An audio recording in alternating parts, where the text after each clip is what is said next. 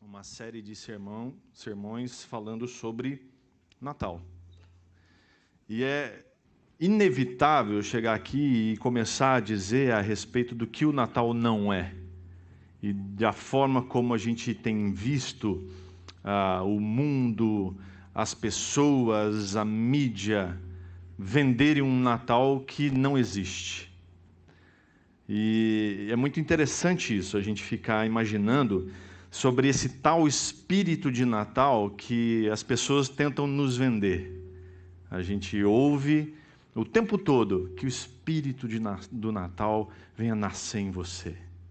E isso soa tão legal para a gente, né? Porque época de Natal ela tem esse poder de nos deixar um pouco mais alegres, um pouco mais felizes, porque é uma época festiva. E junto com isso é uma época de férias também. Então, consequentemente, a gente fica mais animado, porque afinal de contas a gente vai sair de férias e a gente vai ver a família. E isso tudo é muito legal. Isso tudo traz um certo ânimo para nós. E isso tudo é tão sutil, tão maravilhosamente atraente, que às vezes a gente realmente deixa de lado o real sentido e significado do Natal, né? Hoje cedo enquanto passava a minha camisa, eu estava lembrando de uma música antiga. Quem tem mais de 40 aqui, eu acho que vai lembrar. E aquela música, para mim, me trazia um terror. Porque eu nunca fui assim um menino estudioso. Então, final de ano para mim significava provas finais. Às vezes recuperação. Isso trazia uma angústia dentro de mim. Então, quando eu começava a ver nas lojas algumas coisas relacionadas a Natal, eu pensava assim: é agora que eu preciso estudar. E eu me lembro de uma propaganda que trazia, de fato, de verdade mesmo, uma angústia dentro de mim. Era uma musiquinha, era uma propaganda da Caloi, que tinha você lembra disso? Que tinha um coral de crianças cantando. Eu até fui atrás da letra. Chama Bom Natal a música. Alguém cantou aí já. Começa assim, ó. Quero ver você não chorar. Gente, arrepia. Chega a arrepiar. Essa música, para mim, me trazia um... Eu acho que sim. Eu vou precisar conversar com a Leda depois. Isso me trouxe à memória umas coisas não muito legais. E aí eu fui ver a letra e falei assim, gente... E era uma música chiclete, grudava na cabeça da gente. A gente saía por aí cantarolando essa música, né? Quero ver você não chorar, não olhar para trás. Gente, e aí eu comecei a prestar atenção na letra dessa música. Olha só. Quero ver você não chorar, nem olhar para trás, nem se arrepender do que faz. Maligno.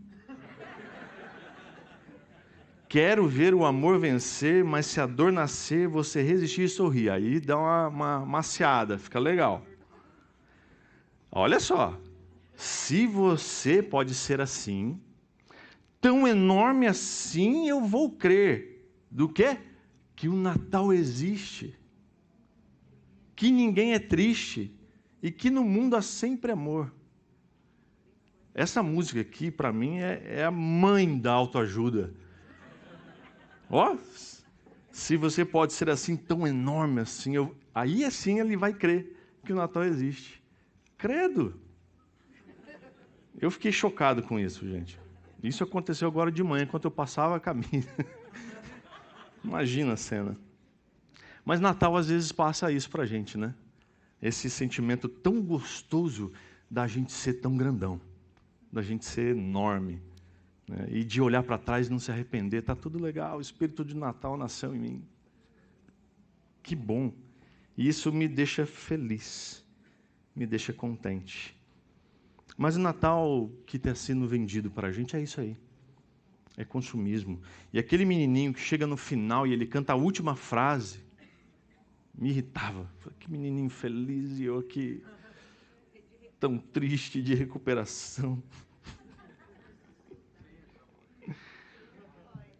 E sem a Calói, porque em casa era assim, não passava de ano direitinho, não ganhava presente. Não ganhava. É.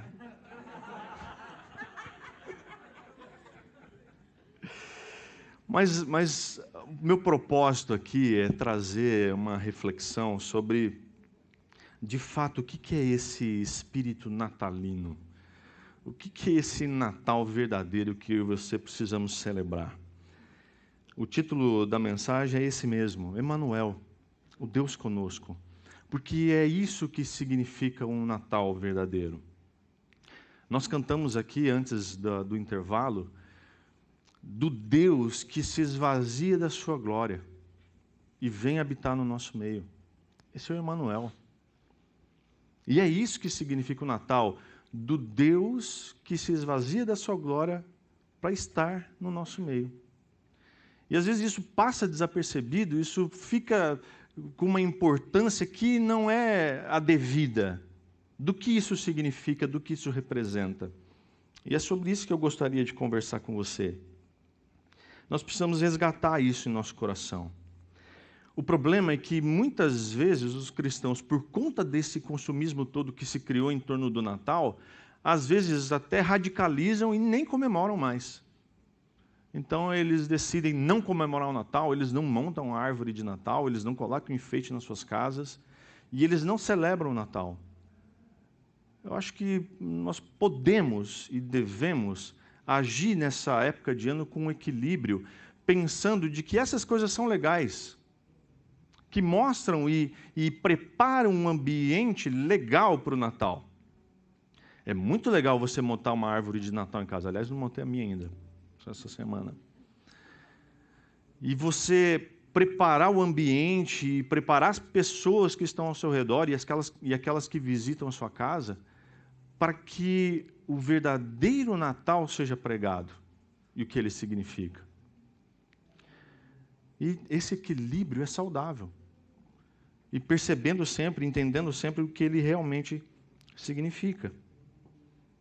Que é a presença desse Deus, a presença de Deus conosco. Está tendo algum cultão aí, ó. O barulho está intenso. Eu queria que você abrisse sua Bíblia em Mateus capítulo 1.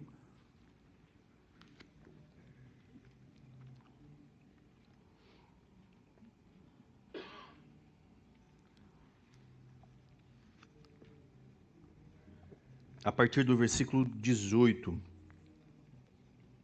Eu quero ler com você até o versículo 25. Diz assim o texto: Foi assim que nasceu Jesus Cristo. Maria, sua mãe, estava prometida para se casar com José, e antes do casamento, porém, ela engravidou pelo poder do Espírito Santo. José, seu noivo, era um homem justo e resolveu romper a união em segredo, pois não queria envergonhá-la com uma separação pública.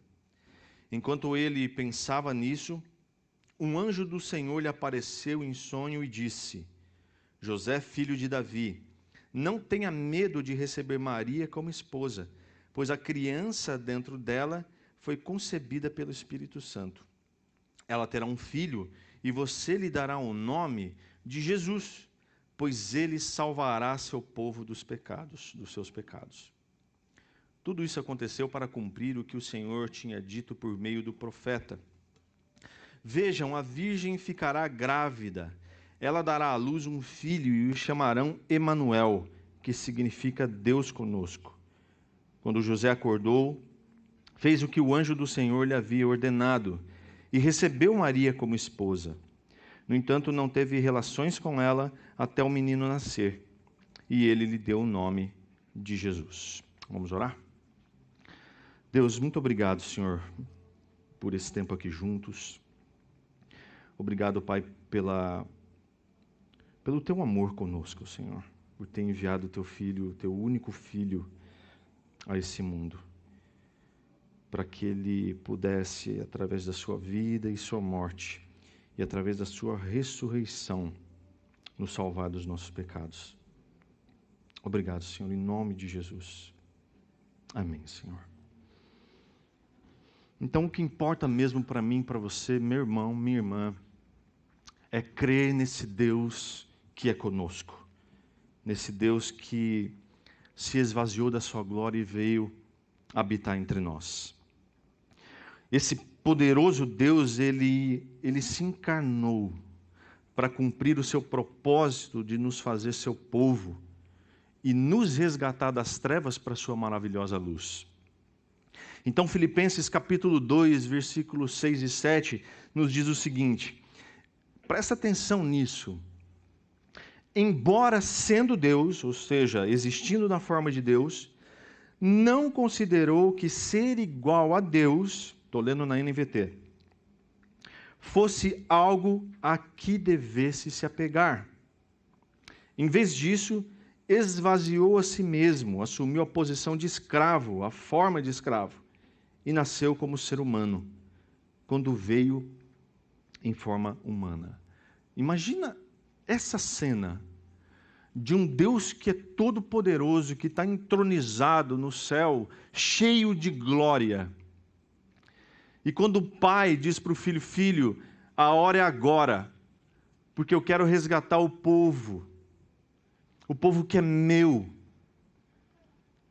E eu quero que você vá lá e busque meu povo.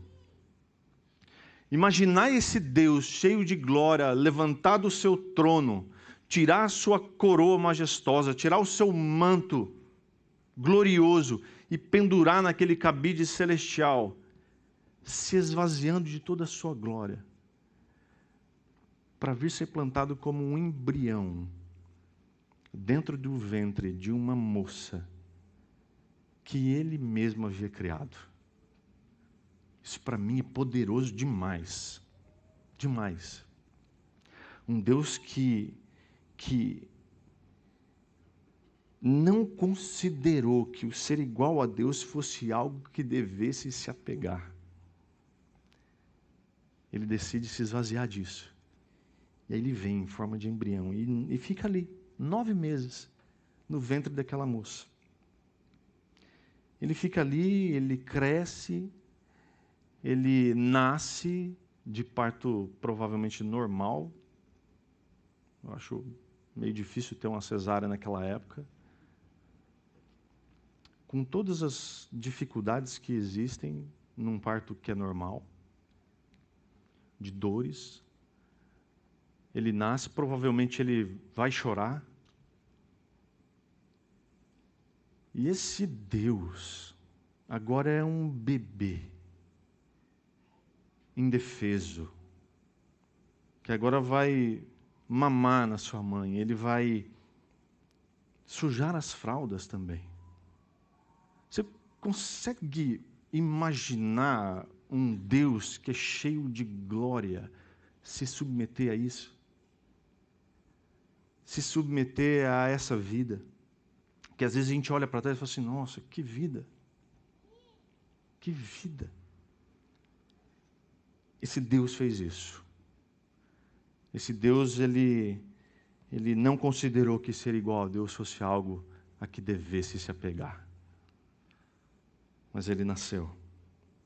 E aleluia por isso. Glória a Deus por isso. É por causa, talvez eu pudesse até terminar minha mensagem aqui e dizer para a gente, é por causa disso que nós devemos comemorar o Natal. Porque o Deus da glória resolveu se esvaziar da sua glória e nascer num dia como o de Natal. Que eu nem sei se é realmente no dia 25. Provavelmente não. Deus fez isso por mim e por você. Amém. Nós podemos celebrar o Natal, o verdadeiro Natal, crendo que o Deus conosco se identifica com os pecadores que veio buscar. Um pouco antes do texto que eu li, nós vemos a genealogia de Jesus. E se você olhar com atenção na genealogia de Jesus, você vai identificar algumas pessoas que você pensa assim, puxa, mas Jesus era descendente deles? Era. Mas o curioso é que essa genealogia traz aqui 4 mulheres. Foi 4, né? 4 mulheres. E essas 4 mulheres que eu acho que não devia estar aqui, porque numa genealogia não se coloca mulheres, sim homens. Mas há algo peculiar na vida delas. Primeiro a gente vê ali Tamar, que era nora de Judá. Jesus, descendente de Judá. A Tamar, ela teve uma história complicada, porque ela se casou com o filho mais velho de Judá, que morreu. Fez o que não era correto diante de Deus e morreu. Aí Judá ofereceu o segundo filho, que deveria dar para ela um herdeiro do irmão, e ele se recusou a fazer isso. Ele se casou com ela, mas não quis dar a ela um herdeiro. Então, por conta disso, ele também morreu. Judá tinha um terceiro filho, que era mais novo. Ele disse para ela, falou assim, olha, meu filho mais novo não dá para casar ainda, então você vai viver sua viuvez lá longe, você já matou 2 filhos. Quando o mais novo for mais velho, você casa com ele. Só que ele não cumpriu com o trato. O menino cresceu, ficou mais velho, e ele não deu o rapaz para se casar com Tamar. E aí Judá ficou viúvo, Tamar se vestiu de prostituta, teve relações com o sogro e teve um filho. Essa era a vida de Tamar, de quem Jesus é descendente. A outra que aparece aqui, Raabe, uma prostituta. A outra, Ruth, que era uma moabita, também ficou viúva, ela decidiu seguir sua sogra, Noemi, e depois ela se casa com Boaz. Tem a Batseba, que junto com o rei Davi traiu seu marido, o Urias, que Davi mandou para a batalha para morrer. Fruto disso, um filho morreu por conta desse adultério. E a espada de Davi nunca mais descansou. E aparece a 5ª mulher, lá no finalzinho, Maria, que agora está grávida e solteira. Que situação, que dificuldade. E aí você olha também os homens, aqui você tem mentiroso, você tem toda sorte de pecados. Porque esse Deus que se esvaziou da sua glória e veio habitar no nosso meio, se identifica comigo e com você, que nos identificamos com essas pessoas aqui. Porque somos pecadores. Esse Deus olha para o pecador com misericórdia, com graça e perdoa. O Deus conosco, que também é Deus e homem. O milagre da concepção, ou seja, Jesus sendo Deus agora se encontra como um embrião no ventre dessa moça, de Maria, porque ele não poderia ser fruto de uma relação comum. Não dava, não tinha como. Não dava para ser um fruto de uma fecundação normal, de um espermatozoide com um óvulo. Não tinha como. Porque Jesus não podia nascer em pecado. Salmo 51:5 diz, pois sou pecador desde que nasci. Sim, desde que minha mãe me concebeu. Então Jesus não poderia ser fruto de uma relação comum, normal. E é por isso que o Espírito precisou fecundar o óvulo dessa moça. Romanos 5:12 diz que quando Adão pecou, o pecado entrou no mundo, e com ele a morte que se estendeu a todos, porque todos pecaram. Então, se eu e você, eu acredito que ninguém aqui nasceu pelo Espírito, eu acho que todo mundo aqui nasceu de uma forma comum, né? Nascemos em pecado. Porque esse gene do pecado nos acompanha desde a barriga da nossa mãe. Mas Jesus não. Porque Jesus não era fruto de uma relação comum. Por ser humano, nós sabemos que Jesus entende completamente as nossas experiências e lutas. Olha o que diz Hebreus 4:15-16. Nosso sumo sacerdote entende nossas fraquezas, pois enfrentou as mesmas tentações que nós, mas nunca pecou. Assim, Aproximemo-nos com toda a confiança do trono da graça, onde recebemos misericórdia e encontraremos graça para nos ajudar quando for preciso. Que glorioso isso. Saber que o meu Deus viveu como homem, viveu como humano e, portanto, sabe das minhas dificuldades, sabe das minhas aflições, porque Ele já experimentou isso. É diferente pensar que o meu Deus, que se encontra lá no trono de glória e nunca veio aqui para a terra, possa entender o que eu estou sentindo, mas Jesus entende. Jesus sabe, porque Ele viveu aqui. Ele sabe exatamente o que eu e você passamos na nossa vida, as nossas angústias, as nossas aflições, os nossos medos e as tentações. E por ser Deus, Ele tem o poder de nos livrar do poder do pecado. Colossenses capítulo 2, verso 13 a 15, nos diz assim: vocês estavam mortos por causa de seus pecados e da incircuncisão de sua natureza humana.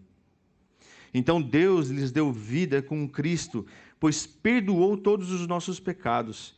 Ele cancelou o registro de acusações contra nós, removendo-o e pregando-o na cruz.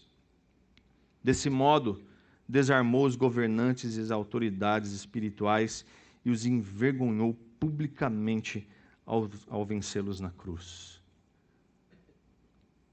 Essa é aquela hora que você dá aquele glória a Deus, aquele aleluia. Né? Amém? Amém, irmãos? Glória a Deus. Porque Ele venceu tudo isso na cruz.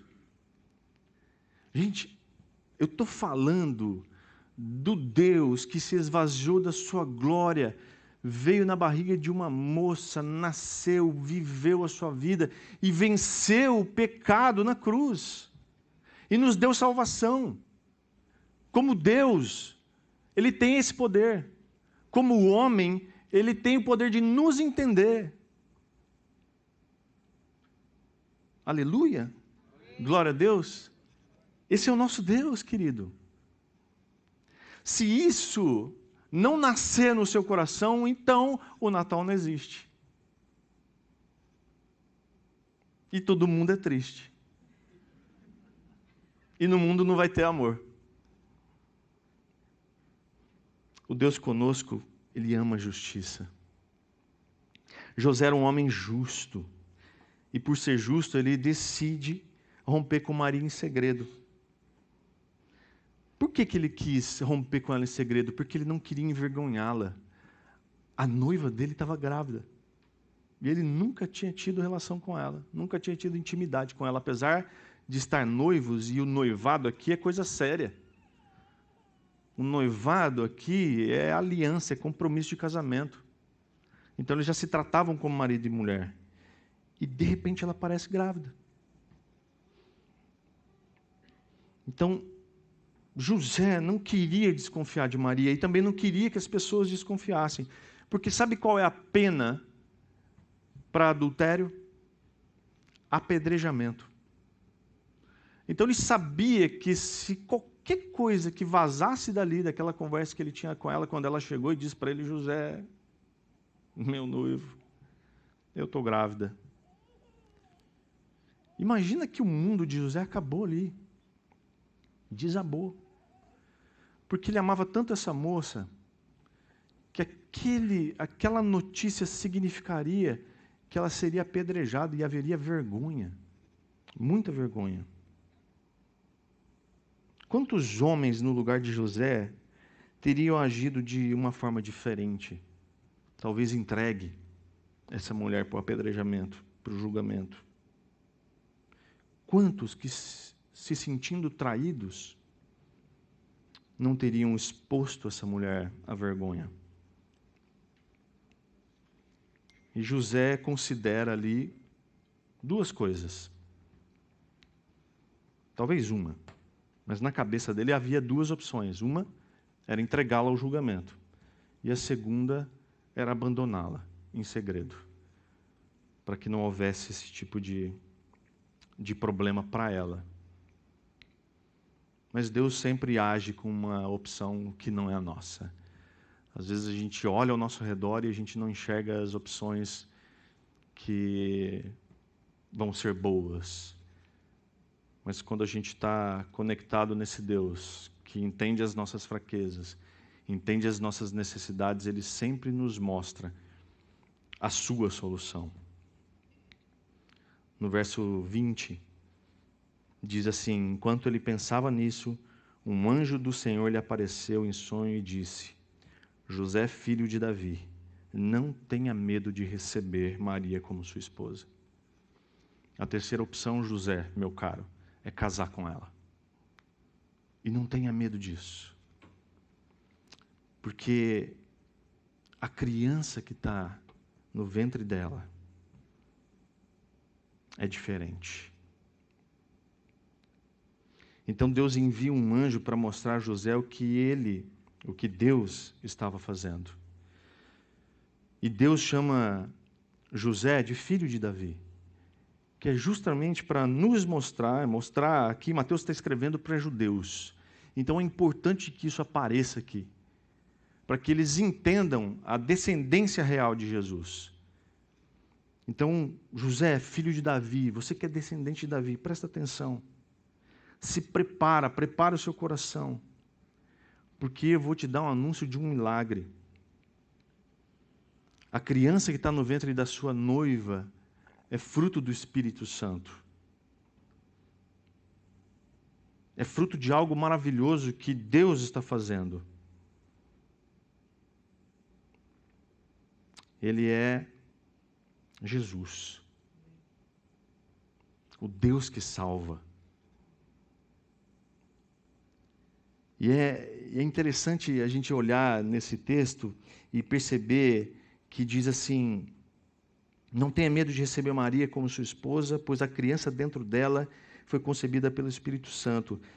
Ela terá um filho e você dará o nome de Jesus, pois ele salvará o seu povo dos seus pecados.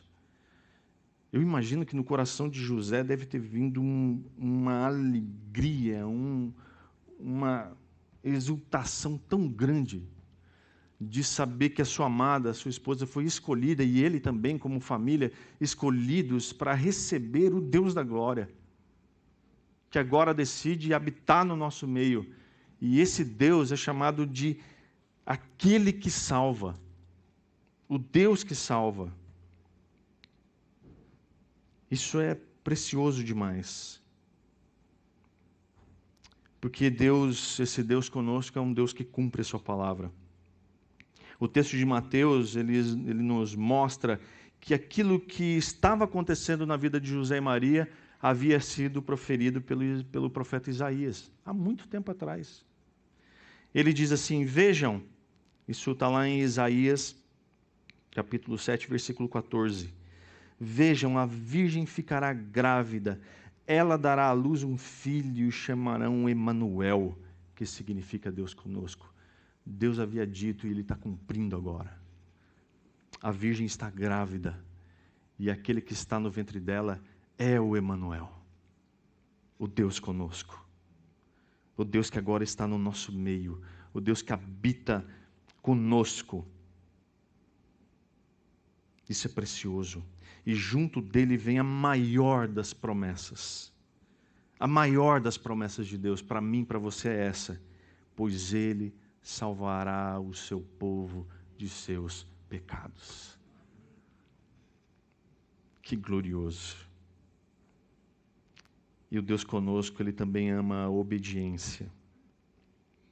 Quando José acordou, o texto diz que ele fez exatamente o que o anjo havia ordenado. Ele recebe Maria como sua esposa. Ele ama tanto essa mulher ao ponto de dominar os seus instintos. E o texto diz que ele não teve relação com ela até que o menino nascesse. Até que. Quer dizer que depois ele cumpriu suas obrigações de marido.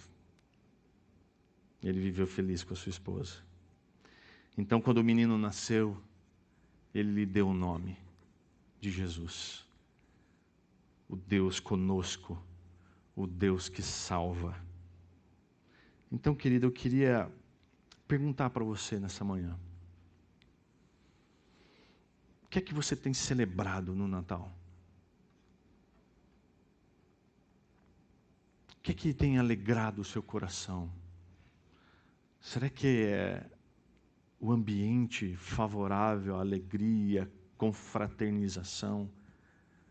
Porque final de ano, para a gente marcar uma reunião que seja durante a semana, é difícil. Porque está todo mundo em confraternização. Confraternização da escola, do trabalho, confraternização do condomínio, confraternização do clube, disso, daquilo. A gente fica cheio de compromissos. E a gente fica cansado, mas a gente fica alegre, porque essas coisas são legais. Mas o que de fato tem tomado conta do meio do seu coração e nos deixado felizes de verdade? O que o Natal de verdade representa para mim e para você? Que a verdade de que o Natal é a disposição do Rei, do Deus da glória, Deus de graça, é a disposição dele de vir aqui, no nosso meio, habitar entre nós, em forma humana, para que a sua vida, o seu ministério e o seu sacrifício na cruz possam nos resgatar das trevas e nos transportar para a sua maravilhosa luz. Se esse for o motivo da minha e da sua alegria, então sim, o Natal existe. Então sim, nós vamos poder celebrar o Natal com uma alegria maior do que todas as vezes em que o Natal simplesmente foi uma época de fim de ano, que o mundo esfrega na nossa cara o tempo todo, em que a gente precisa consumir, em que a gente precisa confraternizar e que a gente precisa estampar um sorriso na cara. Mas quando as pessoas enxergarem um sorriso diferente em mim e você, elas entenderão que o Deus conosco é realidade na nossa vida. Que o Jesus, o Deus que salva, nos salvou. E aí eu queria que você ficasse de pé por um instante.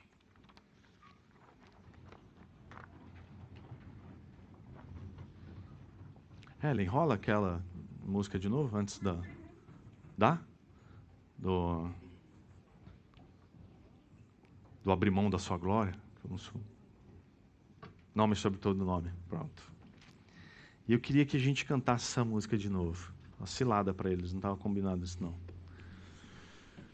Mas eu queria que a gente pudesse cantar essa música e as verdades que tem nela com alegria no coração, entendendo o que ela significa na minha e na sua vida. E depois de cantar, eu queria orar e aí a gente pode encerrar.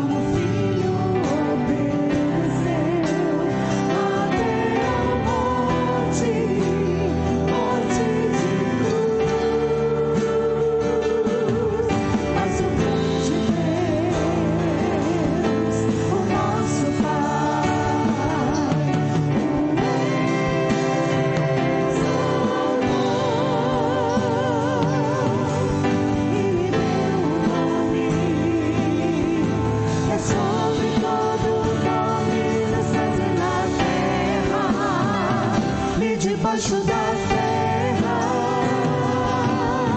ao nome de Jesus, todo joelho se dobrará e toda língua confessará que Ele é o Senhor.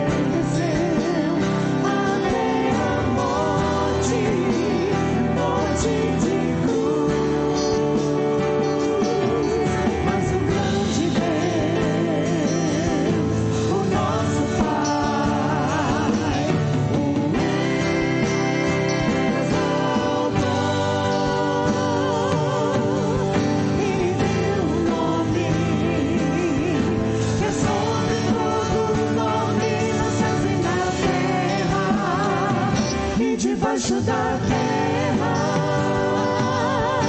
ao nome de Jesus, todo joelho se dobrará e toda língua confessará que Ele é o Senhor.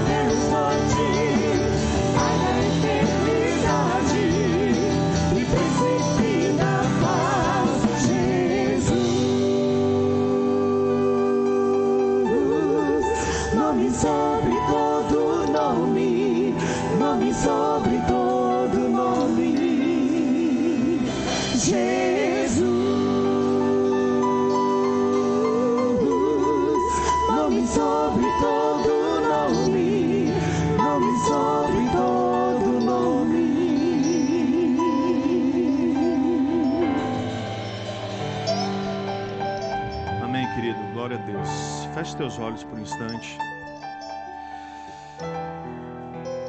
Como é bom a gente ter a certeza de que esse Jesus, o Deus que salva, pelo Teu Espírito Santo, Ele está agora aqui no nosso meio.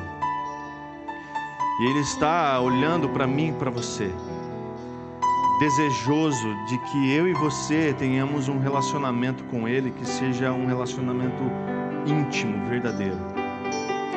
Talvez você ouvindo isso que foi pregado aqui, ouvindo e cantando junto o que nós cantamos, talvez você possa estar pensando assim que o seu relacionamento não tenha sido ou nunca foi tão íntimo assim com Jesus.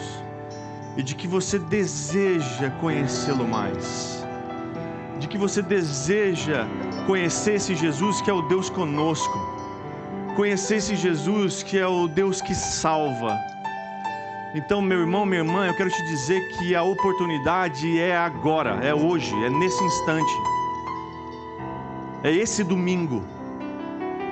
É ainda antes do almoço, para que você se renda a Jesus Cristo e o receba como seu Senhor e Salvador, o seu Senhor e Salvador, o seu Deus conosco, o seu Deus que salva.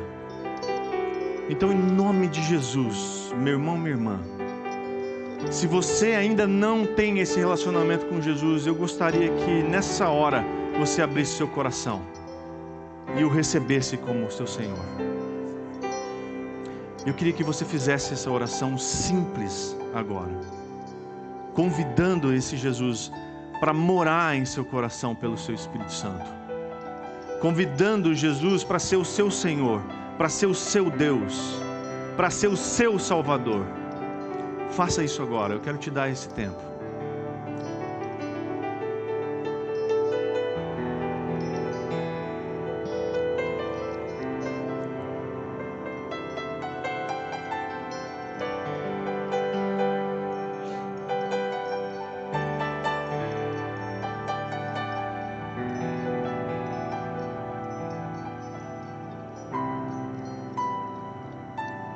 Eu quero te encorajar, se você fez essa oração, convidando Jesus para morar em seu coração, para que Ele seja o seu Senhor, para que Ele seja o seu Salvador, que você procurasse a gente, eu, o pastor Marcos, porque nós queremos incentivar você a continuar vivendo com esse Jesus.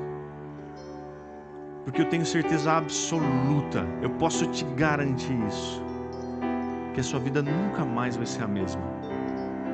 De que os seus natais não vão ser mais os mesmos. Que em nome de Jesus você entenda isso e creia nisso.